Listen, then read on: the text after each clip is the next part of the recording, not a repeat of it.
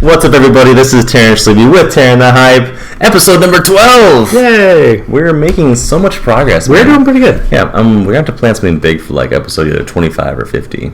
Well, 50 for sure. I don't think we've ever had a podcast reach that high. No. In the multiple podcast lifetimes we have had. Our very first podcast that we did only got to 18. Yeah, I was thinking we never passed 20. We've never passed it. So. But yeah, so subscribe. No. We gotta thank you again for joining us. This is the TarynTheHype podcast, episode number 12. This is your TarynTheHype podcast for the week. And I am joined by the speed-eating popcorn master, Matthew Marquez. What does speed eating have to do with popcorn?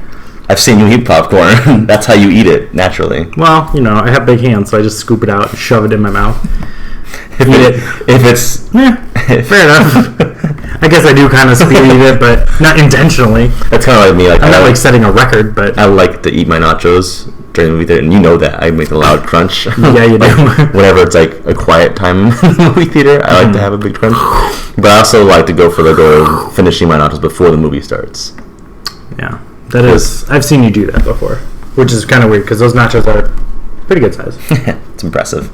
But if you guys didn't know, this is the number one podcast for you guys choosing your review. This is the TarynTheHype podcast, ranging from things from television, movies, games, no matter what it is. We let you guys choose the review if you like it hyped or unhyped, no matter what your opinion is. So let's go ahead and start the show. Let's do it. Awesome. Episode 12. Episode 12. So what have you been watching? What have you been playing?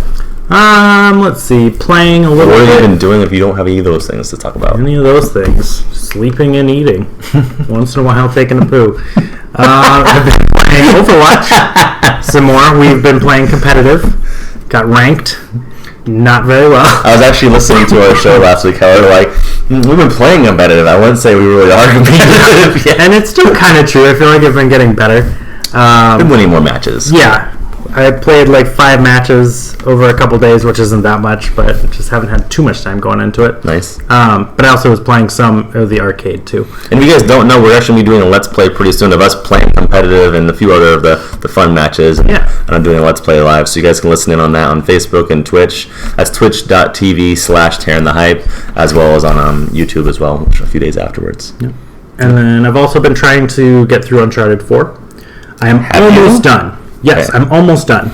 I have like 4 chapters left. Now, you have a tendency to stop games at a very high dramatic moment. No, I tend to stop them usually around halfway, sometimes about 2/3 of the way, but this one I'll finish because, 1, I care about the characters and I want to know how it resolves. Mm-hmm. 2, it's a very high-profile game for PlayStation, so I feel I owe it to them to play it. Yep. 3, I borrowed the game from you, and you have been nagging me to bring it back so you can play the new multiplayer. So twice. I really was trying to get it finished today, but don't do it for me. I can wait. Yeah, sure you can. I have other games I got for Christmas that I've been playing, but I want it back when you're ready. Yeah.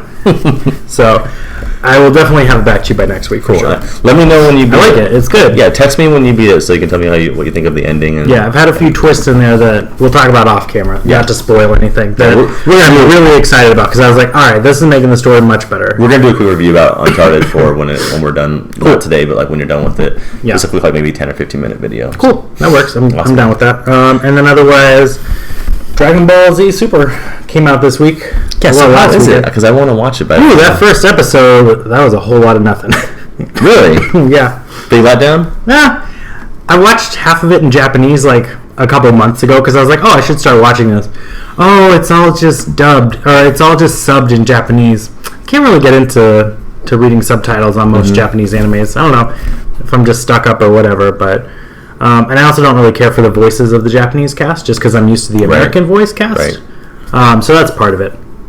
But it was all right. Not a whole lot happened in the first episode. It was fun seeing a lot of the old characters. Kind of like one of those warm moments, like, oh, look at look what they're doing, sort of. Because Hercule's there, Boo is there. Yeah, they're all like one big happy family now. So they've done like the past few videos where they fought Beerus and where they fought Frieza. Okay. Like they're all kind of just together now as like a big family. So that's one thing I don't understand. So there was the movie where Beerus comes to Earth and Vegeta is there and he's like freaking out because he knows about Beerus. Yeah, he knows who he is. And he ends up fighting with Goku, right? Like this happened, yeah? Yeah. Okay. Well, in the first episode, Beerus is like traveling the galaxy, and you're like, oh, cool, you know, it's Beerus, whatever. He blows up half a planet, and then we jump cut over to the Supreme Kai's planet, where stupid Supreme Kai and Elder Kai, Supreme Kai, who like merged with his friend or whatever, and he's all ugly. Yeah, he's terrible. Kabit Kai is what Yeah, Kabit Kai, that's right. I couldn't remember the other guy's name. I was like, he just looks ugly and he's terrible. Because they didn't realize it was a permanent fusion, which was hilarious. That's such a messed up thing to do. So, no offense, but I love you and all. You're my best friend, but if I merged with you and I didn't know that I was going to laugh, if it was permanent, nah. Fuck. It's going to have to be world-ending scenario to get that kind of thing going on. Otherwise, we'll just stick to the fusion dance. But so anyways, so Beerus like destroys half of a planet because he liked some of the food that was presented to him. Yeah. But then it cuts to the Supreme Kai's planet, and they're like, "Oh, what is this immense power? Something truly evil is coming." Like they don't know who Beerus is. Well, okay, so with that, you got to realize that, I mean, all the other movies that they have too, like all the movies that they have, like with Brawley and such, those aren't part of the canon.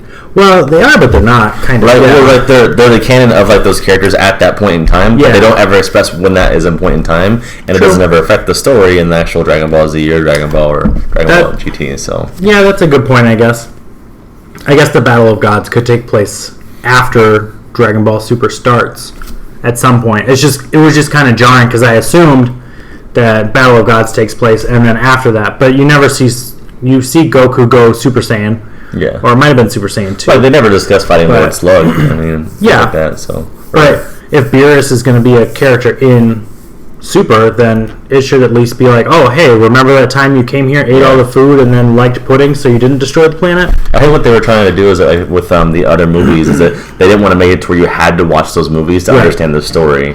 So I think they were kind of like, I'm pretty sure they had the round table like, should we do this or should we not do this? And but the Super Saiyan Blue or whatever, the Super Saiyan God Saiyan whatever, stupid naming conventions they came up with for these things. Christian has he got some action figures of those for his Christmas. That's cool.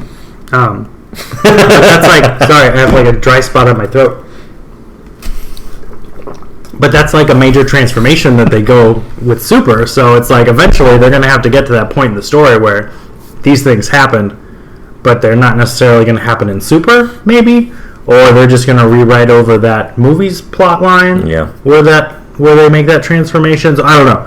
Anyways, long story short, the first episode was a whole bunch of nothing, like most Dragon Ball episodes before a villain shows up. Playful banter. It usually takes like 3 or 4 episodes from when they get started. That's cool. I mean, I haven't missed too much because I definitely want to catch up. I can catch you up in like 30 seconds. We've all been like wanting to watch it because like we're all like, no, we're watching together as a family because we watched all Dragon Ball and Z together multiple times together. So could not get into Dragon Ball. I don't know how you got through it. I couldn't really either. Jordan really likes it. Yeah. And so does Christian, but I just sit with Z. The thing that I also liked, I mean, the first time Goku went Kaioken was with Link's Sword Sub. The first time he went Dragon Ball Z. First time he went Super Saiyan was against one of the movies, but that actually happened different in the actual show as well. It was? Frieza. Yeah. The first time that Gohan went level 2. Yeah, that was in a movie. It was in a movie, but it was actually against Cell. So I mean, but I thought that took place after the Cell games because Goku was dead. I don't remember. My timeline is all messed up. Normally they have the same event happen, but against different people. Yeah. This time they're having the same person, but different events. So it's kind of backwards. So I can understand where they're their timelines are kind of screwy. But anyway, we're going to enjoy it because it's Dragon Ball. I digress. Yeah, I'm excited because it's more Dragon Ball and more Goku and stuff. Would you say it's super? It's something. Right. I'm just saying. Yeah. Oh, Thank you. Alright, so anything else been playing and watching? No, I think that was pretty much it. Alright, well, if you think about it, I've been playing a bunch of Dishonored. I beat the first one, the remastered HD. How was it? Very entertaining. I actually really liked it. I didn't use any guides or walkthroughs. I stayed away from like story spoilers or things like that, so I didn't know what was going on. Like I said, I played the first one on PS3. I just never finished it. I couldn't get too far into it, but I really enjoyed it. Like the way that they express their characters, the way that they want to be something special, and they really capitalized on something that games at that time didn't really do, was choosing which way you wanted to go about it, but still having the same end mission, that same end goal. Yeah. And I mean, it is kind of obvious in some places, like okay, yeah, you can either go A, B, C, or D. Yeah. But I mean, they don't take into account of what abilities you've unlocked and all things. So like you can really, regardless if you take A, B, C, or D, whatever abilities you have, we're going to change those as well. So it really trickles down to a really fun experience. Cool. I really like the characters in the story. I mean, they are very kind of two-dimensional for the characters you don't play as. Yeah. But unlike a lot of games since that game has come out, a lot of the story and the canon is in like letters you pick up or documents you find or posters on the wall. And they did a really good job painting the environment. The environment's probably my favorite thing so far. Cool. It's in this like I said, whale punk world, but I never realized that it has another trickling effect where the more enemies you kill, there are like these zombies in the world. Yeah. And the more enemies you kill, there are more abilities left in the world. So you can go to one level and have none, or you can go to one level and have like tons of them. Depending on how much chaos you cause. Kind of like the river in Metal Gear Solid. Yeah, exactly. Snake Eater. Yeah, I actually Ghosts. crossed it on mine when I was playing it. That's So I'm cool. like, this is really cool. This was a mechanic in the game, but I'm glad I learned about it. And it was a fun game to beat too. Cool. I think that I messed up on the ending though. Yeah. Because one of the abilities I unlocked was the ability to like freeze time. Okay. And normally, like, there's two levels of each ability. One does one thing, and the next is a stronger version of it. The first one's it slows down. The next one actually stops time altogether. So I come up to the ending, and like, sorry, spoilers, guys. The game's been out for a few years. You come up to a part where he's holding someone you're trying to save at the end of like a cliff, and he has like a gun to her head, like one of those moments, and it's like, hey, I'm trying to talk to you. I was trying not to get spoiled. Are you actually gonna play the game? No. Then. So I was listening. I can still hear you. So there's pretty much a moment where like the bad guy is trying to monologue and like saying, "Hey, this is what's going to happen. What are you doing here? This is my big old plan." I think I skipped it because right when I saw that moment, I froze time and I sprinted over to him and just stabbed him in the face. And then I realized when it went back to normal time, the monologue subtitles at the bottom kept going. And yeah, I have subtitles on my screens because I have a daughter and kids, and so I have to do that some way. But I was like, oh shit, did I just miss a bunch of story because I killed him too fast? Yeah. So I was like, but I'm like, that's fine. I got the gist of it. Yeah, you know. But I mean, it was still impactful. I get what's going on. But I'm excited to play the second one. I'm going to jump into that one this week. I started playing some other stuff, like more Overwatch and that Titan game with the arrow and Titan... Titan Soul? Yeah, Titan Souls. Yeah, that game is pretty cool. And then How far did you get in that game, by the way? I beat the first area, so the first 4 bosses. Okay. So I'm in like the second bigger area. Cool. Yeah. There's some really hard bosses. Yeah, I noticed. Pissed me off. I'm like, no, screw this. I went to like 3 or 4 rooms. I'm like, wow, these guys are really, really difficult. But it's fun figuring them out. That's cool because they're not like, they don't take a lot to beat. Like 1 or 2 hits, yeah, they're dead. Once you get their patterns and stuff, but it's getting that muscle memory down. It's been really enjoyable so far. I like the mechanics.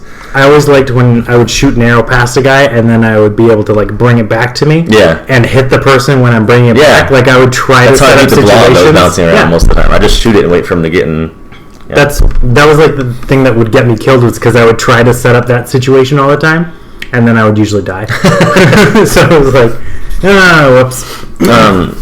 That's a fun game. I watched a few movies. I started a new anime that I started watching. Yeah. I watched Zach Galifianakis' Keeping Up with the Joneses. Okay. Which was not great. I was kind of wondering. I wanted to bring up what's going on with his career. Like he's never been like an A celebrity or even a B celebrity. He's kind of been like in that late B's like kind of C-ish zone. Tier, yeah. And he's always a support role. Very much. Yeah. But when he does the support roles, he can either be a roll of the dice of stealing the show from his comedy or being like, you're trying too hard, bro. Yeah. And this one was kind of weird because he was married to the girl from Now You See Me, the first one. Sure.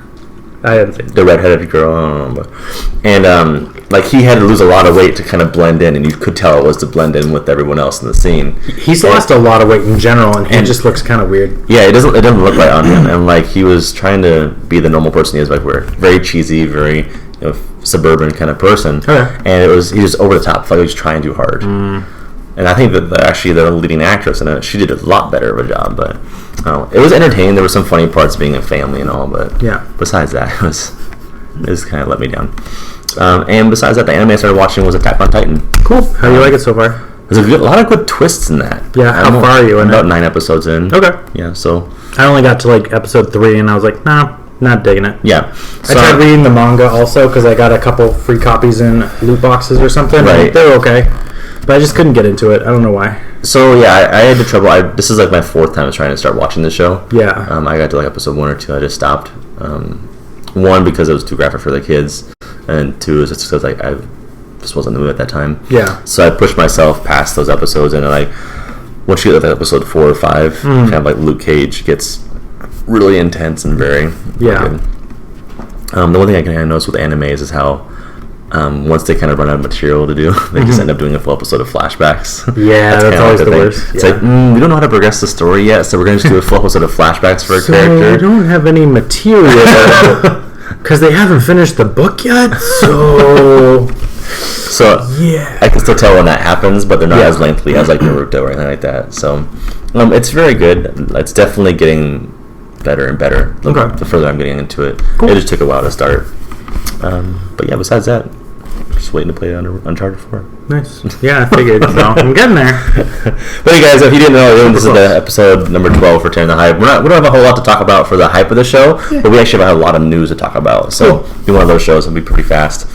If you guys didn't know, again, this is TarynTheHype. We want to hear more from you guys. We're going to hear from our fans, from the viewers. We want to talk back to you. We've gotten actually quite a few comments on YouTube, so we appreciate you guys out there. Thank you. One was about my Bloodborne playthrough. Yeah. That was very interesting and entertaining to watch. I talked to him for a little bit on some comments, so we appreciate that. We also want to give a shout out to one of our fans who is one of our most recent followers on our YouTube page. Hooray! And dun-dun-dun-dun-dun. I'm sorry, our most recent Facebook fan. And I have no idea who this person is. We never met you before, but thank you. Her name is Cornell K. Hey, thank you. That's Cornell with a C and K with a K. There you go. Every kiss begins with K. So they say. That's where we bought our rings for me and Jordan. Yeah. I went to Jared, so. I didn't. But guys, if you guys want to follow us some more, you can always support us on patreon.com/TarynTheHype. We also have our YouTube page, which, if you can get 89 more followers, we can actually make a direct URL, so it'll just be youtube.com/TarynTheHype. But we need 89 more followers. You need 100 to do it. All right, let's go set up some fake accounts. Here we go. 5 emails. So, I mean, if you guys need some more out there, we'd appreciate it. Love to have you. Hope you guys are enjoying the show. We've had tons of views. Most of our views are in Russia, like I mentioned before, which is very interesting. It's kind of odd. 60% of our fans are in Russia, so I don't know how to say thank you in Russian, but that's about the extent. But again, we're always on Twitter, Facebook, YouTube, guys. PSN if you want to play us. I am on Twitter and PSN as Augie272. If you want to follow Matt, he is KrillinFlip337. Whenever he's not munching down some popcorn. Yeah. When I'm playing Overwatch for half an hour at a time. Quick, it's in between levels. Alright, so let's go ahead and jump into the world of hype. Hype. I always feel like I do the same thing for both, but I do them slightly different, and I don't remember which one I do differently. It's like when people ask a question. One's like hype, but I think that's for like the hype of the show. But I don't remember what the world of hype one is anymore. You're just like hype. I don't remember. Anyway, so we'll move on to the world of hype. World of hype. How about that? That's good. I like that. Do that again. Like right now? No, not right now. Okay. Like the next episode? Okay, cool. I can do that again. It's like, I'll do it again for you. It's kind of weird, but... So the first thing on the world of hype that I have written down is the new Cars 3 trailer. It's been out for a little bit now, but it's been catching my attention. And I actually read a recent synopsis about it, about how Lightning McQueen, as you can see in the trailer, that he's over the edge. He's fallen on hard times. He's not really like the young... race car now. He's kind of past his prime. Up there. And he's in a major crash. Now there's actually another car that's coming up and becoming the hot star, kind of the hot rod, no pun intended. But he's showing off by using a lot of fancy machines and technology to improve his speed and aerodynamics, all that jazz. And his name is something Storm. Yeah, something Storm. I don't remember. So I just thought that was interesting. So. Yeah. Keeping on with that whole theme, but I'm like, oh, that sounds familiar. Oh, I never even thought about that. That's Lightning and Storm. Really? Yeah, no. That just whoa, bing, ka-chika. So the one that caught my attention, I'm like, what does this remind me of? And I thought back to Christmas. What did we watch on Christmas? We watched Rocky 4. This is the exact same script as Rocky 4, if I'm not mistaken. You have a guy who's he's already had his prime time. He's kind of starting to fall off a little bit. People are still talking smack about him, but still praising him a lot too. You have this guy who's young and strong and brawny and using all kinds of technology to get faster and stronger and better and more aerodynamic and that's a good faster point. Punches and powerful behind the punch. Whatever it is, wow, they're ripping off Rocky 4 directly into Cars 3. Am I the only one making this connection out there? Please let us know, listeners, in the comments there. What do you think? Makes sense, yeah. You saw the connection when you present it like that, yeah, it totally makes sense. And even Rocky goes to train in the barn in the wilderness, Lightning McQueen goes to some derelict racetrack that's in the middle of nowhere. Yeah. He's training with all his regular machines like the cement roller, right? Yeah. Okay.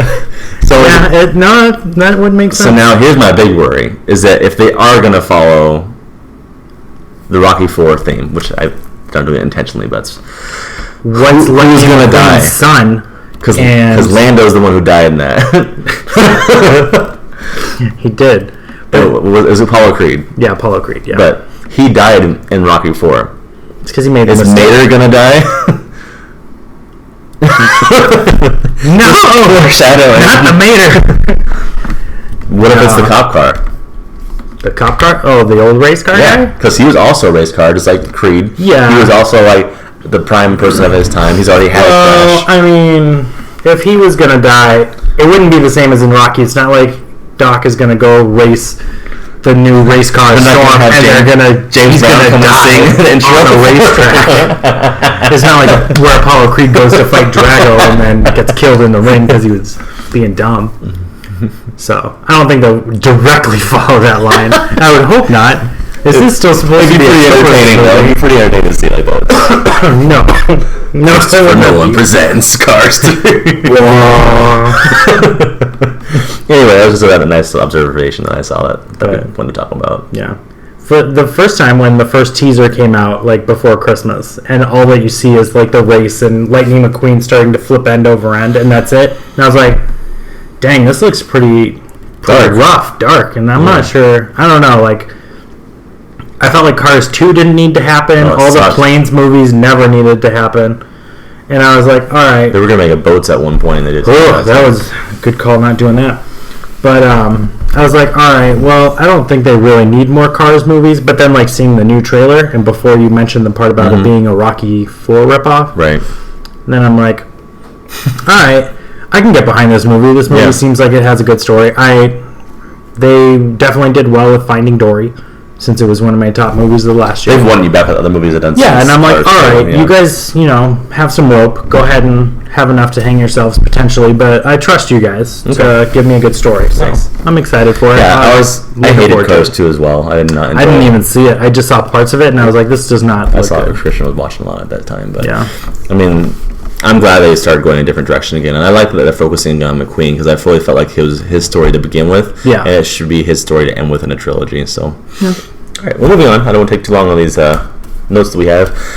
Speaking of cars, there is a new car that Honda is doing, which is a self-driving car. Mm-hmm. Now, what they're saying is that they want to do for the self-driving car is they're making a service going with it to where, and programming and all AI automation and whatnot, where you actually can have the car while you're sitting at home be a cab for you. So the car itself. So I send my car out to be an Uber while I'm sitting at home doing nothing. And you make the money, exactly. Huh.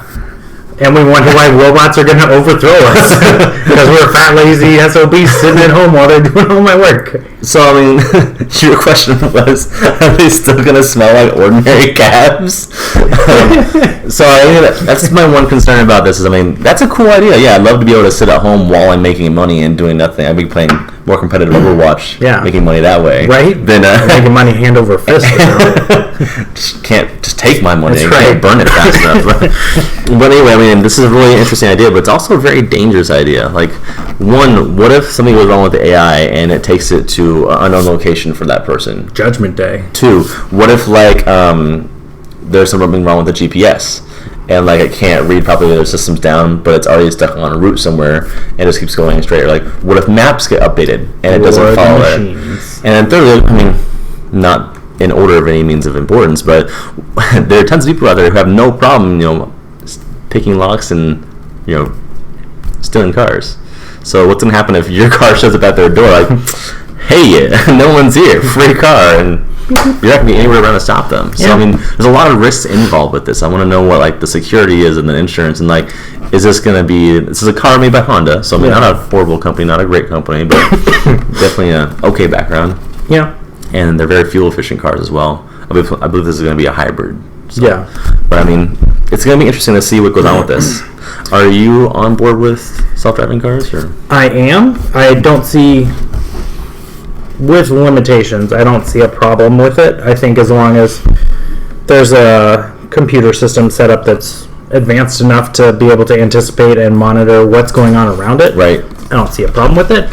The problem I would see with this would be if there was nobody in the car. Right. Because there are self-driving cars that are on the road now that are mostly legal everywhere. But the caveat is that there has to be a driver in the driver's seat who's paying attention actively. That's one thing I researched and I found out that I know California is one of the states, and so is I think Oregon and I think Nevada and Nebraska. Yeah, there's like 5 or 6 different states. There's a handful of states where somebody has to be present in the car, behind in the driver's seat, paying attention, regardless if they're driving or not. They have to be able to take control if necessary. Right. So that's why I'm wondering how Honda is able to get away with this even process or announcing it. I would assume that this is like a way down the line type of thing of this is what we would like to see happen with it, or this is something you could do with this car, not something that we will do with this car necessarily, because I mean technically now the self-piloting cars could just drive themselves wherever anyways, without the person in the car necessarily. So it's something that exists, it's just not used, a feature that's not really used. So we'll see. It's interesting. It seems like we're getting into a world of very advanced technology very quickly. There's just so many questions that go along with that with me. Like is that going to be partnered with Uber? If it's not, like, how are they going to compete with the cars that can drive themselves and be on at all times? Well, if I was Uber, that's what I would be looking into. I'd be getting rid of all my drivers, so I don't have to pay them. I don't have to give them insurance, and I just have a fleet of self-driving cars that I just have to pay to maintain. Yeah. That's got to be way cheaper than... And then what's the difference between that and the cab service? You don't have all the human element involved in it. Now then it would probably be slightly safer driving around with the computer telling you when to stop and start and that kind of stuff. But that was interesting. So now you guys know. Yeah. Tell us what you think about it in the comments below. It's cool. Now, moving on with technology, since we're talking about that already. Yeah. I saw a really cool thing at CES, which is actually a touchscreen adapter. Now, what is this? I saw this in the notes. Imagine that you have, like, say, my laptop right here, right? Okay. Or any computer. I think that they have sizes for 13 and for 15-inch monitors, but they works best with the 13-inch monitors. Okay. Any computer monitor that you have that's 13 or 15 inches long, they're making all sizes. You can actually, it looks like imagine like a ruler, like for school. Yeah. You take that and it attaches right at the bottom of your screen. Okay. Once you attach it, your screen is touchscreen. Interesting. So it uses fiber optics. It has a charge on the side where you can charge it, and then you can unplug it. You can't close the screen when you have it adapted. I was going to ask because it's got to have at least a little thickness on it. So it's like maybe a centimeter. It's very small. Yeah. But I mean, it's like a shape of a ruler. It goes at the bottom of your screen, and whenever it matches your fingers, it matches your presses. It can't. It can do like swiping up and down automatically right away as soon as it's attached. No software to install, nothing. Okay. So it's instantaneous. Can it handle multiple fingers? It cannot do multiple yet, but they're still in the process of working with that. Okay. So it's not shippable yet, but this is in development to be shipped within this year. Okay. So, I mean, how do you feel about that? Do you like that? Is that something you think that can be actually sell-worthy? I think it's kind of a cool idea. I mean, it seems like most screens nowadays are touchscreen anyway, so like having ones that aren't touchscreen seem kind of out of date almost, or kind of lackluster. Right. I know my daughter, a lot of times she's used to my phone or the iPad or whatever, so anytime she comes across the screen, her first instinct is to touch it, to interact with it. Yeah. And I'd be like, no, it's a regular screen, you can't touch it, you got to use the buttons or whatever. So, I mean, going forward, I think it's kind of like, it's an interesting move to kind of keep older technologies relevant and keep them kind of up to date, per se. but I don't see it as a long-term goal. I think it'll stay around until everything becomes touchscreen. Yeah. I have a touchscreen for my work. I have a laptop for my work that I have to do, and I don't ever use it. Reason being is because I mount it and I have 2 other monitors. Mm-hmm. So when I have that and touchscreen on my laptop, I really have no reason to actually ever touch it because I have the 2 other monitors. Yeah. Even when I'm using my Wacom tablet and I'm drawing on that, or if I'm doing artwork, no matter what it is, I don't really feel the need to touch my screen, just because if I don't have my fingers are too thick or there's no stylus. And when you do a stylus on actually a laptop, it's not very comfortable. Mm-hmm. It's not natural. So I think that. Speaking of a stylus on a laptop screen, did you see that really big touchscreen monitor that I forget who makes it? It's a Windows machine that has like a pretty thin screen that's an all-in-one system. The computer's built into a base, and then there's this giant screen that flexes, and it can like lay down really pretty low like a drawing table, or it can get up really high. No, I did not.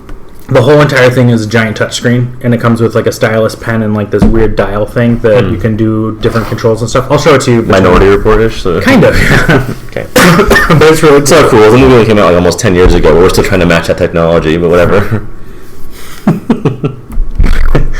Anyway, so there's been a lot of news with CS going on. A few more things I wanted to bring up was there was the 8K monitor, that is... And it's a huge monitor, 8K. I mean, but when is this going to stop? Like, I know that beforehand we had, cassettes, then we had VHS, then we had Betamax, then we had, CD-ROM, then we had DVDs, then we Blu-rays, and blah, blah, blah, blah. Right. 4K is now coming out. Now, do you think 8K is going to be the next gimmick, or do you think there's going to be another one past that? Oh, it'll keep building. No, I think we're into a different naming convention, but do you think that, are we only going to keep working on resolution? Or do you think we're actually going to work on, because DVD, what else would you do? Well, DVD from Blu-ray wasn't just a step in like resolution; it was also a step in like data on how big the disc can be held. Yeah, I know that step from Blu-ray to 4K isn't. There's nothing really changing about the disc. It's nothing changing about the size of the disc or how it formats. Yeah. It's mostly all digital now, or like streaming services, which is 4K, which is the big thing. Yeah. With that changing, do you think they're going to actually start making 8K discs, or do you think they're going to try to go in a different direction for everyone to stay digital, or do you think there's going to be something else out there that people might actually invest into? I would have to believe, excuse me, that, okay. Anyways. Maybe next time. Okay. I was like 3, Mike. You only get one more. One more strike, 1 and 2.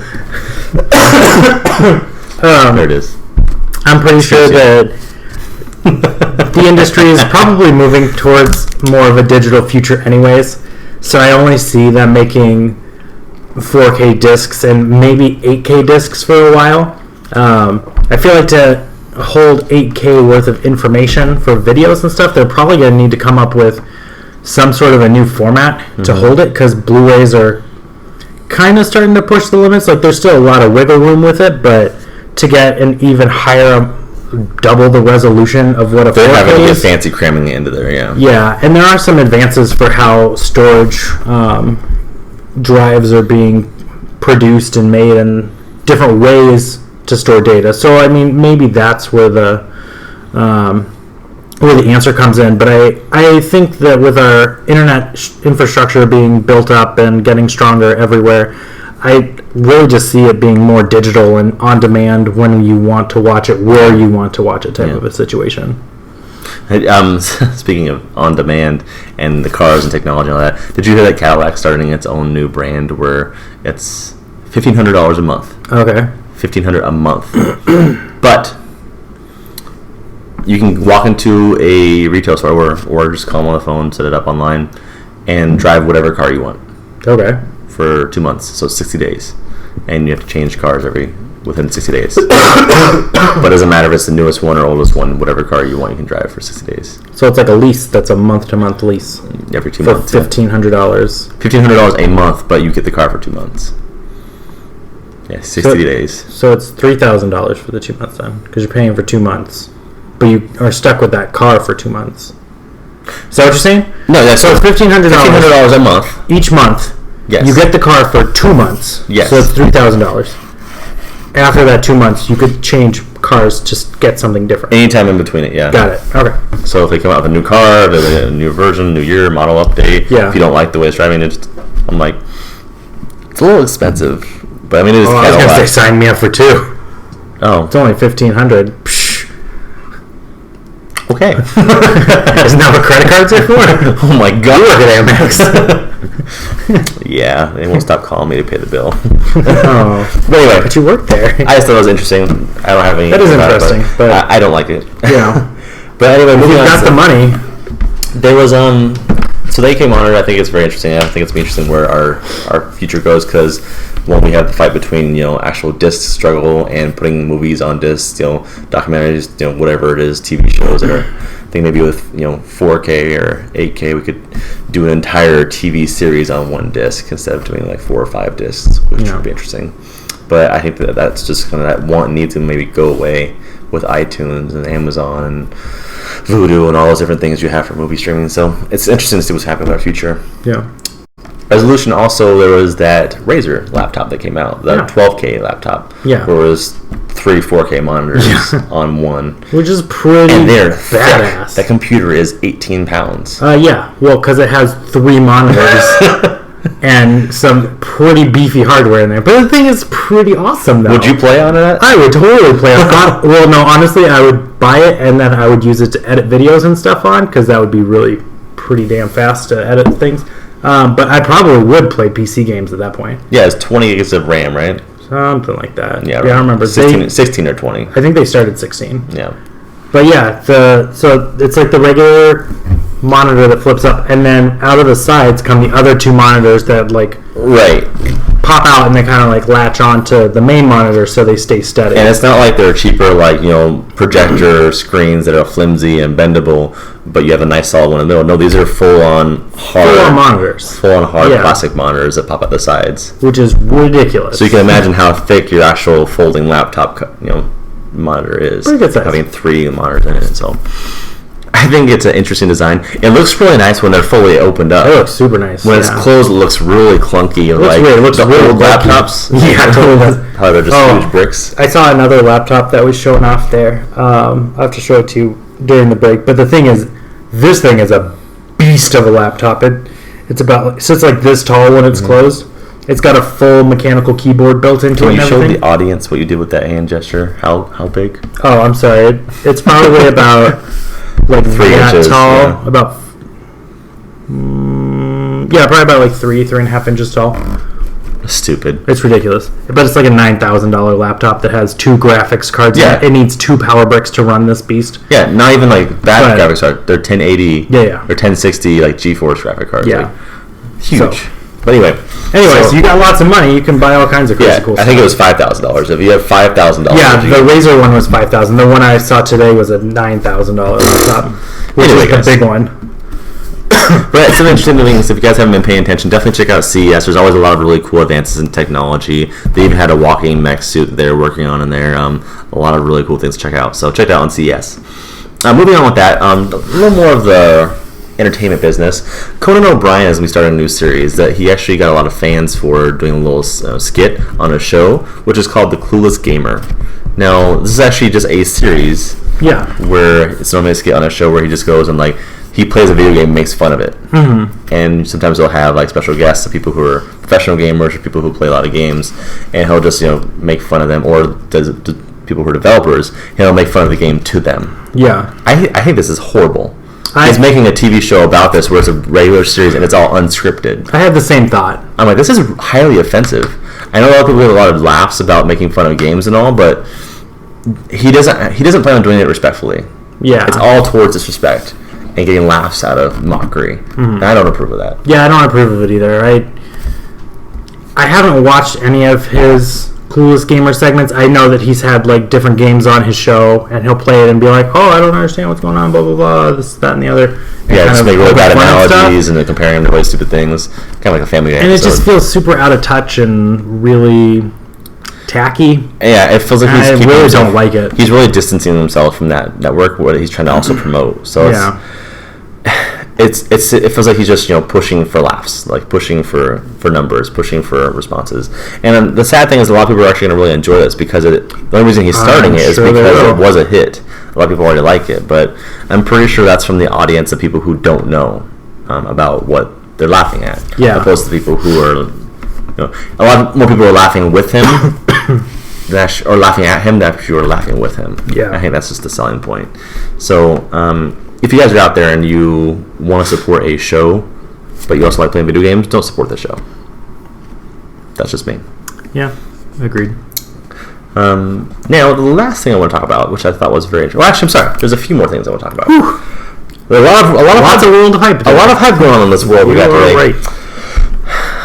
Moving on to more of the entertainment business, besides TV shows and late night shows, but actually with movies, Princess Leia, as we all know, recently passed away. But Carrie Fisher, if you guys didn't know, actually had a lot of plans to have a larger role in Episode 9. So they actually plan to have a reunion with Luke, with Leia and Luke, as well as a confrontation with Leia against Kylo Ren. Interesting. Now, they're considering cutting some of these or editing them more since she's passed for the script and for the actual theatrical release. Yeah. Do you think that they should, or do you think that these are going to be, do you think those big points are parts of the story that should be in there? Do you think it should? Really, because we already had Harrison Ford confront Kylo Ren in the first one. Right. I mean, I guess it all really depends on, right? Spoilers. It really depends on kind of where the story goes in Episode 8. I mean, of how much they could... How much setup that they do in 8 that would have paid off in 9. Now, do you only need to cough when it's your turn to talk? Or? Yeah, it's mostly when I just talk. That's when I start getting the tickles. So... What does your shirt say? Life moves pretty fast. Nice. From Ferris Bueller. It's one of your favorite movies. I love this movie, yeah. It is my favorite movie. But anyway, I'm sorry. Anyways. Back to Princess Leia. So you think that's a very integral part of the story? I would imagine she's fairly integral to the... Bleh. I imagine that she's very important to the story. But we'll see kind of how it plays out, because obviously, I mean, there's only so much you can do. I mean, it's either you recast her, you digitize her, or you kill her off camera in between movies. So I wonder if they rewrite Episode 8 to include her dying at the end of 8 somehow. Would be... I don't know. It just depends on kind of how they take the story in 8. Let me reword it a little bit. If you were one of the writers for Star Wars Episode 9, yeah, okay, and you wanted to make sure that these things happened, how would you have the story unfold? Not like the whole movie, but like I'm saying, like I would have her go through this process and then maybe have it happen in the beginning of the movie or at the end of the movie. Would it be a big plot twist, or would... Well, I feel like a reunion with Luke probably would have happened early in Episode 9. If it's not going to be happening in 8, they would want to get that kind of as a feel-good moment at the beginning of 9. I'm sure 8's going to end on some sort of a downer, much like Empire Strikes Back. So Episode 9 would need to kind of start out with something kind of uplifting and cheerful and give you some sort of hope. A new hope, as they might say. New Hope 25 years later. Hey, it worked back then. Why can't it work now? And I feel like if she was going to confront Kylo Ren, it'd probably be in the middle of the movie or towards the end of the movie, depending on how they make his character's redemption. That's what I was going to say. So now, I mean, you saw his reaction with his father, and he kind of talked about it in the movie where he has more against his father. Yeah. He didn't talk too much about his mother. Do you think that he might has different feelings about her or towards her? Probably. I would assume he's more of a mother's boy and probably likes his mom more than his dad. I feel like his dad probably wasn't there, so he was Plot resentful. Twist. He's actually Lando's Whoa! Lando! No, but I mean, speaking of Star Wars, they actually are going to be doing a new movie with a spin-off for Han Solo, and they're going to have Danny Glover's son. Yeah. Donald Glover. Yeah, he's going to be the younger Lando. Yeah, which that's cool. They've already confirmed that Woody Harrelson is going to be in the movie. Now, they haven't confirmed if he is or is not going to be Han Solo, but the reason they said that they want him in the movie and I quote, is the fact that they like that he's able to have a lot of action to him. Yeah. He can perform action roles very well while still handling comedy and delivering punchlines, very easily. Look at Zombieland. Exactly. He's a very good actor, and he can do a lot. I hope that they don't cast him as Han. That would not make any kind of sense. I don't think that they're going to. I think that it's going to be more of a support role for Han, but I think he'll be involved in the story, but he's not going to be Han. I just never thought I'd picture Woody Harrelson. When I think Star Wars, I never thought Woody Harrelson. No. The two just never went together for me. So it's going to be interesting seeing, is he going to be playing Woody Harrelson as Woody Harrelson, like, Zombieland and Cheers kind of, or is he going to be playing Woody Harrelson, I'm surprised you didn't text me about that earlier. I've seen it pop up 4 or 5 times. So that's the last thing on our show. Okay. Oh, nice. It's right there. I didn't see it yet. Or is it going to be more of a serious Woody Harrelson on the other drama roles that he does, which he's very good, but he's not known for those deliveries. Yeah, they are really good when he does those. When people actually say, "Oh, I didn't know he was in this," he's probably doing a really good job. Yeah. No one ever talks about it ever again. Yeah. So True Detective, he was really good in. We'll see what happens. I'm glad that they pulled him aside because he's a great actor. He's a cool actor. Yeah, a very interesting choice. We will see. So that's most of our news for the world of hype. Ooh. But except for one last thing. Moving on. Except for one last thing. One more thing. There has been a amazing announcement. Actually, 2 in fact. Oh. And they're both for Taco Bell. Oh. One is that Taco Bell is actually becoming one of the world's most healthiest fast food restaurants. That's a scary thought, that they are one of the healthiest. Not mainly because of what they put in their ingredients, because of what they offer.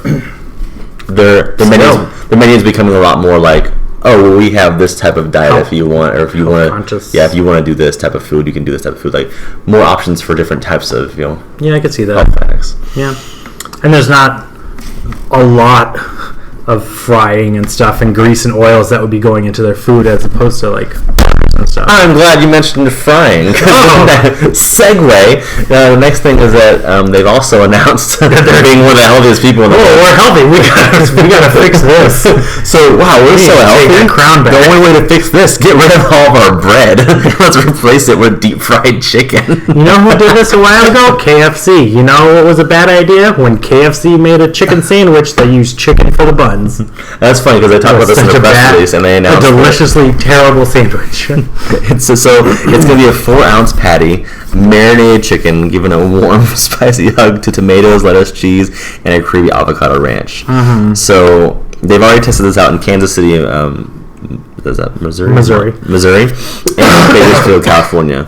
And so it's going to be called the new Naked Chicken Chalupa. Now, I know how much you are a fan of Taco Bell. I do love me the Taco Bell. I do love me Taco Bell. How do you feel about a chicken shell? I will eat this thing. It looks delicious. You were just putting it down about KFC. I ate that too. I had it enough times to know it was delicious, and it made me feel horrible on the inside. It killed a part of my soul. Yeah, it was a bad idea when they did it. I ate that, and I'm going to eat this too. And I'm going to eat this one too. Because why not? So, for all of you guys who are fans of that, I probably won't ever try this. No. I don't like the concept of, for me to hold my food, part of the thing I'm holding is what I'm going to eat. When it comes to Mexican food, which, I don't know. Okay. Which is actually really weird now that I think about it. That doesn't make any sense. Because I love eating burritos, and I love eating tacos. You eat those with a fork and knife? I eat nachos. I also eat, Yeah, you spoon your nachos. I've seen you do it. Yeah, I do. You spoon them with chips, though. I make my nachos into sandwiches. But I don't know. There's something weird about making, your meat the outside. It is a weird thing, yeah. And I remember it being really weird when KFC did it. It was very unnatural, and it felt weird holding it. Even when I saw the commercials, that's disgusting. You get over it. It's no different than in theory, it's no different than holding the bread or a taco shell. I mean, and they've got it in one of the little cardboard wrap things to hold on to, similar to the Doritos Locos tacos, where you're not going to want to touch the Dorito taco and get Dorito dust on your hands.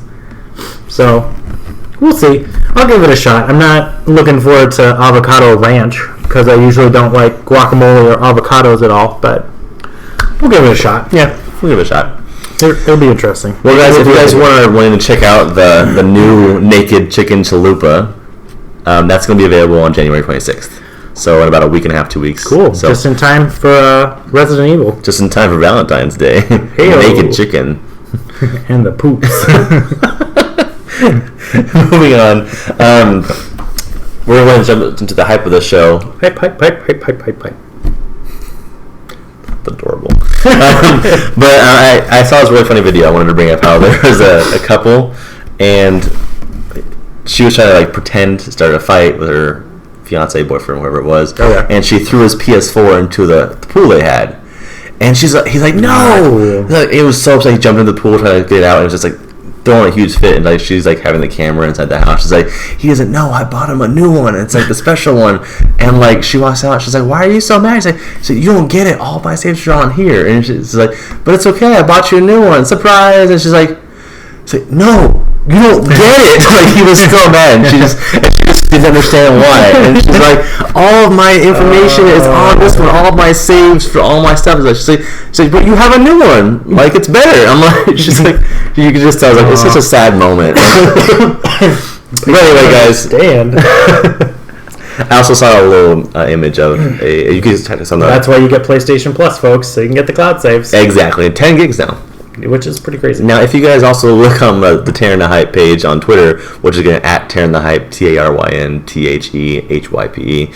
I just recently posted a picture about a kid opening his Christmas present. You saw this? Yeah. A kid opening his Christmas present, and it says PS4 on the box, and it's the logo and everything like that. And he opens it up, and it's a PS3. And he's just face palming. I was like, oh, but it's pretty badass because it's one of the launch fat ones. If it runs, that thing is money.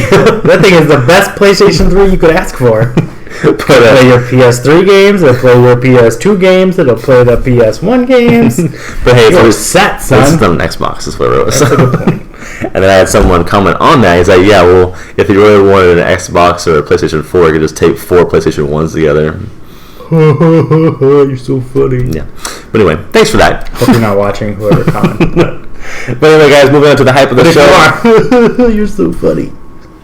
Let's go. Oh, it was Jesse? I didn't realize it was Jesse who was commenting that. But so that's most of the show for you guys today. We actually have one thing for the hype of the show, just something I want to discuss with you. Yeah. See how you feel about it. Yeah. So that's really kind of grinding my gears lately is that most of the movie trailers or game trailers you're seeing out there nowadays, because you're really hyped up for games, you have those sizzle reels, you see little clips of it, people talk about it all year long, you get hyped up about it. For those of you who don't get hyped up, you know what we're talking about with movie trailers and stuff like that. They're all over the place. But time goes by, it gets closer and closer to launch, and there's more trailers are playing, more story, more you learn. And I feel like movie trailers and game trailers are just giving too much away now.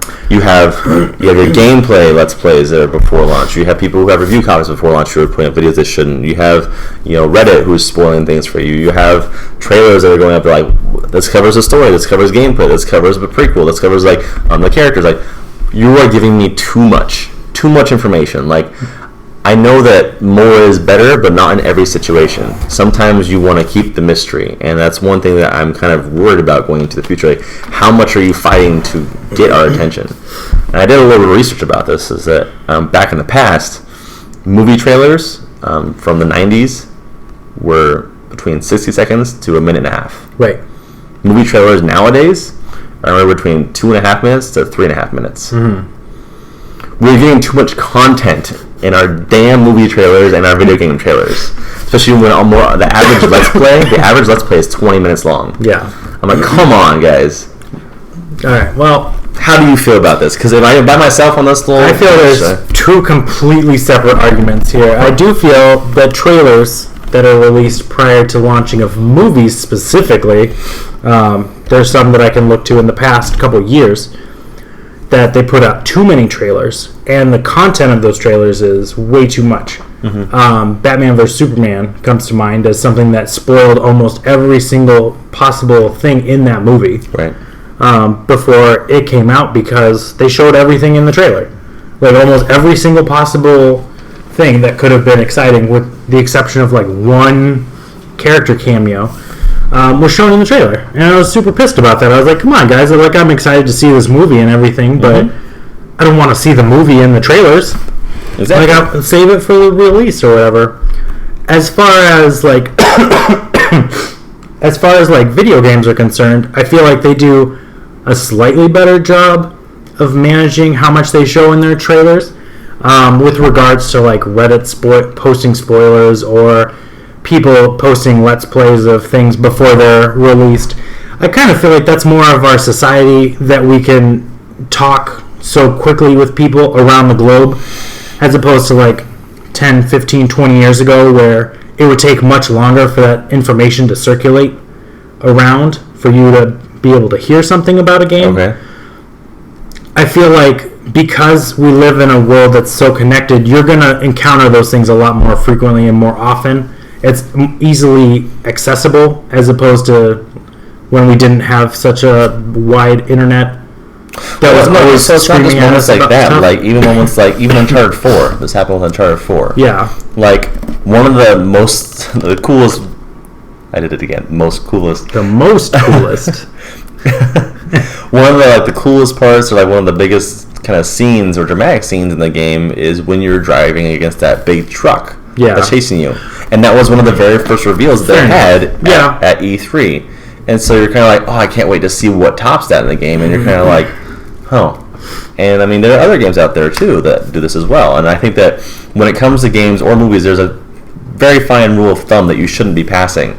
Like I've been having to avoid trailers and more spots for Horizon Zero Dawn, because they're doing like they just released a 5-minute trailer for the story trailer. I'm like, I don't want to watch this. As an aside, we'll come back to that, because I wanted to talk about that since you're bringing it up now. But I mean, this is a game I'm really looking forward to, as we talked about last week, and I don't want to ruin it for myself, so I've been having to avoid all the trailers, all the things, because I want to be captured by those moments when they happen. I don't want to be like, what else is going to happen? What else is next? Like, I hate that if you do a movie trailer or a game trailer, the content that you provide should give you an idea of what the story is about, but it shouldn't be anywhere past 50% or 40% of the actual movie or the game. Yeah. If you're playing a story that, the content shown in the trailer should never go past 30 or 40% of the game. Yeah. I mean, it should all be in that first opening half of the game.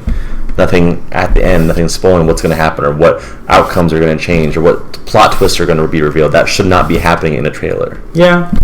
Like, I kind of agree. I think that with some discretion, and if you're not editing heavy-handedly, you can get away with showing some stuff that happens later in the game, because you don't necessarily know when it takes place in the game, but it looks interesting enough and you would be more compelled to purchase or go view this content if there's more dramatic type stuff into it. So I can kind of get that, but I feel like more recently, with so much media push on, especially games, I go into more of a media blackout. I'm like, all right, this game looks cool. All right, I'm sold. I'm not going to pay attention to any more of the videos. I'm not going to watch people playing it. I'm not going to read any articles about it. I'm sold. You got my money. I'm just ready for this game to come out. That's what I'm doing with Resident Evil 7. Right. I played a couple demos. I've listened to some people talk about it, and I'm like, that's it. I'm good. I'm not going to dive into these 4-hour experiences that journalists are playing right now. I'm not going to really get into it when people start posting stuff. I am curious about the trophies whenever they load, but I'm going to try not to spoil them for myself. Now, there's always going to be a fine line area for it too, right? Because I mean, I think plenty of sense. You have to have that self-control and cut yourself off. But there's also the movies like Beauty and the Beast, where kind of everyone already knows what the story's going to be. Yeah. But I mean, they're going to have some liberties there where I want to take those remakes. And they want to make sure that they project them properly, but still don't show us everything. Yeah. Don't show us all the action movies. I hate that. Go ahead. I was just going to say, I agree with you. I think it is a problem that is starting to get better. I think Hollywood and the games industry, I think they realize that they're showing too much and they're trying to scale it back. But I think that people's expectations on trailers are, I'm not wanting to see 60 seconds of this movie. I'm not wanting to see 90 seconds. I'm expecting a 3-minute, 45-second trailer for the new Captain America or whatever. That's fine as well, but as long as there's only one. I don't need 15 different trailers for the same movies that cover different clips. That maybe this wasn't in that one, but this one has this clip and that thing. So I mean, people start piecing the whole movie together when you get a couple trailers. Those people who are very fast and put two and two together very quickly, you're going to figure out the movie on your own. You're not going to be able to enjoy it when you're in the theaters. There's no point in going to enjoy it. Your barrel of popcorn, but nachos. Now, for all of you guys who are out there, because this is Taryn the Hype, for you fans who don't really pay attention to the trailers, you don't really watch that, you just kind of say, hey, I want to go see this movie with my friends, I have no idea what it's about. I mean, that's great for you, but I want to make sure that you can still experience as well. I think that to find the middle ground there that's perfect for either the hyped or unhyped people is to find, like I said, one trailer. This is what you get for movies, right? Mm-hmm. This is what it's about. Now you know. It shouldn't go past, like I said, 50%, into the story, unless like you need some action scenes or you need to like make some small montages. But that's again pushing it. I think the length of the movie should adjust how long the trailer is. When it comes to games, I think that you should have just a limited amount of trailers. I think that you should have a section. Let's go this route. For everyone who is releasing videos or content, let's plays, trailers, no matter if you're in the industry or not, whether you're a personal let's player or YouTuber, no matter what it is, please make sure that you comment and clearly label what game has spoilers and what it's about. If this is about story or going to affect the characters, if it's going to be a plot twist or how far you are into the game, please make it clearly known. So those people who don't know about the game, don't ruin it for themselves. The people who do want to know more, they know what they're going to know more about. Yeah. So I think that's a clear PSA to go out for everyone. Yeah. Clearly posting spoiler content is very... It's not what PSA stands handy. For. PSA? What? Spoiler posting content. Okay. I'm joking. It was a bad joke. No, it was a terrible joke. Move on. Anyways. Editing. Remember when Taryn made that terrible joke about PSAs? More fun? Yeah, it was the most best fun. Anyways, what you were saying. Welcome to Taryn the Hype, episode 12. Starting over. No, so I mean, do you think that that's a fair adjustment if you are going to do spoilers or something that's going to be in depth or show like a mechanic in a game that's supposed to be surprising or something that's a plot twist, it shouldn't be spoiled online before content for NDA purposes, or it should always be labeled properly? Do you think we can get to that point? I think it should be labeled. I think there's plenty of people who don't care about having things spoiled for them. People who would never go and play the game or watch the movie, so they don't care if they find out that so-and-so dies or whatever. Yeah. So, I mean, I don't think it's necessarily wrong to show those things. I think if you label them appropriately so people know going into it, oh, hey, I need to avoid this. Yeah. I just feel there's only so much stuff you can actively avoid online before you start getting into spoilers. I think it's more impactful for movies than it is for games. Because games you can kind of make your own. Like another game that did it was Watch Dogs 2. Mm-hmm. They had tons of trailers about every little different mechanic, every little gameplay feature, every part of the story, every character. Like, they had tons of videos out there, and their trailers were all over the place because of advertising and marketing. But with games, you can go and you're still playing how you want to play. You get to go and play your experience. You get to go through those motions. So it's not as impactful. But in movies, everyone's just watching that movie. There's no interaction. Yeah. So if you're spoiling something, you never are going to get that moment back. You're never going to get the actual appeal or that magical twist in your head that's supposed to be revealed to you by watching it succinctly as a movie. So one of the big issues I had with movies in the last couple of years was that people post photos of the filming of the actors in costume fighting other people, and that is a really big spoiler because it's like, well, there's characters that were supposed to be shown in the movie that aren't going to be a surprise now because everyone knows that Captain America is fighting Crossbones, and it's like, okay, well, that's cool. That would have been Crossbones at it again. That would have been fun to learn in the movie. It's not a big deal, but it's like seeing, or I don't know, it's just people posting too much stuff ahead of time definitely kills the magic. And when I have that moment where I go, oh, he was the bad guy? Oh, that happened? I want to be watching the movie. Yeah. I don't want to be reading an article on the internet. Yeah. And I don't want to be expecting, all right, well, here's where this comes in. Okay. Yeah. Oh, I know where they're going to go because I've seen this clip. And, oh, well, the weird thing is when there's clips in the trailers that don't make it into the movie. Because there's like, and I can't think of any good examples of this right now, but where there'll be some sort of big scene or like character interaction in a trailer, and then you're watching the entire movie, and then you're like, wait a minute, where was the scene from the trailer?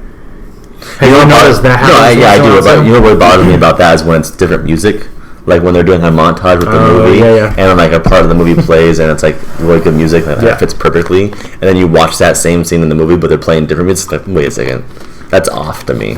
Yeah. Another movie I actually recently did as well with the trailer was too much content. I think is Passengers. They won't show you the entire movie, even like the plot twist at the end in the trailer. So I'm like, why'd you do that, guys? And I kind of wanted to see it, and now, like, you can catch like my response in the trailer, like a minute into the trailer. Wow, this is looking interesting. I want to watch this. Trailer's 2.5 minutes into it. Oh, you ruined it. I don't. 4 minutes into it. I can wait and rent it now. Yeah. So wrapping this whole thing up and kind of bringing it back to what you were talking about with Horizon. The new trailer that came out, it's about 4.5 minutes or 5 minutes, whatever. It's close to 5. Yeah. That's going over, kind of detailing what's going on in the story and the world. Yeah. Up until this point, and we've talked about this game before, and you're very excited and hyped for it. I'm very so about it. Yeah, it looks cool. I'm like, whatever. Whole bunch of robot dinosaurs that I'm going to go down into the valley and go do whatever she does to them. I was like, I don't get it. It looks pretty. Mechanically, I'm sure it'll be cool, but whatever. I don't have any kind of attachment to the story or the world or characters. Watching this trailer got me interested. Really? I'm not, like, going to go out and buy it day one, but it's definitely put it on the radar for me to pay attention to when it comes out. I like the story that they're setting up in the world. Now I understand what her mission is, more or less. They don't get into like super heavy details about what's going on. I mean, they talk about this bad guy in the world. Spoilers, there's a bad guy in a video game. Sorry, I should have, put that at the top of the... Well, now I'm not even going to buy it. So, jeez. Dang. I just wanted to fight dinosaurs. So she's... You can do that too. Basically, she's trying to figure out why this guy is kind of going around and killing different tribes off and stuff. Okay. But, like, the content that they showed was very interesting. I liked the more cinematic feel to the trailer, that it was much more story-driven for why they were showing me this, and not just, hey, look, you can climb this giant robot Brachiosaurus. You can go all the way up his neck and then stand on top of his head. Ooh, look at the lights. It's so pretty. And I'm like, that's cool, that's great, but I don't play games because they look pretty or because they have a cool climbing mechanic. I play them because they have an interesting story or I care about the characters. Yeah. So, like, having that trailer come out, I know you're avoiding it, you're not going to watch it. Having that come out for me, that got me into it. That was the thing that's like, okay, now I can kind of understand why people are going to care about this game, because it does sound cool. It does sound interesting. Yeah. That's cool. But I don't feel like, personally, that they spoiled anything for it. Like, I feel like they gave me enough setup that now I want to see what happens and what comes out of it. So. And it's funny because I've actually watched a lot of... I'm glad you brought that up, because I watched a lot of developer videos. Like, you're definitely right. Like, when you watch it about movies, it kind of can take you out of the experience, because you can kind of see, like, the costumes they're wearing or what scenario they're in, if it's a green room or whatnot. Like, okay, I kind of expect that now. I'm let down. But when I watch behind the scenes for developer commentary for game design, and like listening to them talk about what's special about this game to them, that's what they all do. Right. What they like about it, what's unique to it. It kind of all sounds the same at some point, but they make... I like hearing what the mechanics are. What you can do, what you can't do, what you've never been able to do before. Well done. Yeah. Thanks. We don't have as far to throw it, so I figured I should chuck it into the window. You can hit the window, that's fine. It's not like it's a glass bottle drinking. Yeah, right. But I like that hearing what are the mechanics you can do, what's different from this game, what's not, and that's what gets me excited about the game. So, I mean, that's one of the things besides the story. And maybe we should have a discussion about what makes us excited about the games in the first place or movies. But that'll come later on. But also the fact that, like, the story gets me too. But I actually did start watching the video a little bit. Yeah. Because I wanted to see what type of video it was. Was this just a montage of moments in the game? Or was there actually dialogue given to me that's from the actual game? Yeah. Once I saw that there was dialogue about their discussions, I immediately turned it off. You stopped it? Yeah. Because I wanted to see, I'm like, if you're going to give me action montages, that's fine. I love making a montage. And that's what I didn't want to see more of. That's why I was like, all right, I'll watch this and see what's up. Right. And that's what I expected going into it, because that's all we've seen are just the action montages, the scenes of what you're doing during the game. I haven't watched any nothing about the game. I haven't watched any Let's Plays at all. No, I haven't. I've watched whatever they've shown on stage at E3s and stuff. But so that's cool. I'm glad you're getting interested into it. But I think that there's so many different lines to be drawn between movies and video games. I just think that if you are going to spoil something, or if you're going to, project something that's not meant to be shown to everyone, or there's people out there, just try to label it properly so that way people know what they're getting into. When it comes to movie trailers, you guys, sometimes you want to keep the secret alive. You want to keep the excitement, the suspense. Just don't ruin it too much. Okay. Spoilers are nothing new, though. I mean, even going back to people spoiling the end of I get Harry that Potter for the books. internet, but for the trailer itself. Yeah. I'm just saying, like, even people driving around and spoiling the end to books, to Harry Potter books, on the night of the book's release because it was leaked early. People are assholes. So people are gonna troll when they want to troll. So that's gonna be our public service announcement then, our PSA. Yeah. You guys, don't be dicks. Yeah. Consider everyone else, because it's gonna make better conversation. More better. Damn it. Much more better conversations. It's gonna make for much more. It's gonna have better conversations on the internet for us to discuss.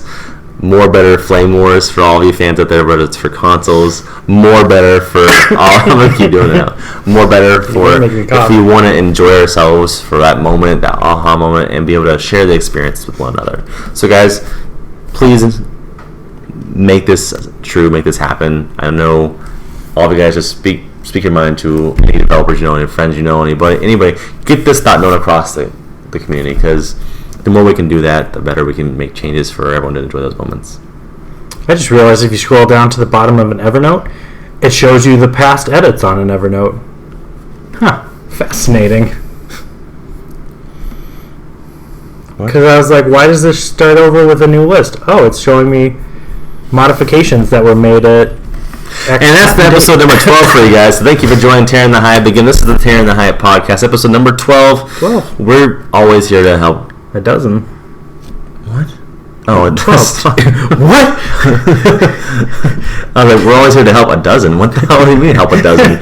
But guys, we're always here to help provide you the best responses we can for whether you're hyped or unhyped about any game or movie or show. If you guys want the best opinion, we're going to be doing more videos, Let's Plays. Look for a Let's Play next week where we're doing either Overwatch or Titanfall 2 or something. The following week, we're going to actually be doing maybe a Let's Play of Resident Evil 7. Yeah. So look for that online. And guys, you can always follow us again on TarynTheHype.com or email us at TarynTheHype@gmail.com. If you want to follow us, we're on Twitter. I'm at Augie272, AUGIE272. And Matt, the popcorn muncher here, is... The popcorn muncher. That's so terrible. We're going to do a Let's Play for February when Horizon comes out. We'll put it, and I'll just get you like 3 big bags of popcorn. I'm going to get you one of those tins. One of those tins, and you can just... Can you go to the movie theater and buy one of those like gigantic bags that they sell of like the old popcorn? I will do that for you. Yes! And then we'll do a Let's Play. You can play your game, and I can see how much popcorn I can eat during the Let's Play. We'll take a screenshot. And then I'm probably going to need to go throw up afterwards. We'll take a screenshot. It will be my bagel moment. But guys, again, you know how to reach us. If you want to support us some more so we can have more people on the show, do more Let's Plays, more videos, more episodes, whatever you want, just go ahead and go to Patreon. Be a subscriber. Slash it a little bit at TarynTheHype.com. And we'll go ahead and... That's actually not... Make it much more better. We'll make it much more better for you guys. Much so, more. If you want it to be much better, go ahead and join us there. This is the show. Matt, go ahead and do your thing with your forehead, and we'll call it a night. We're out.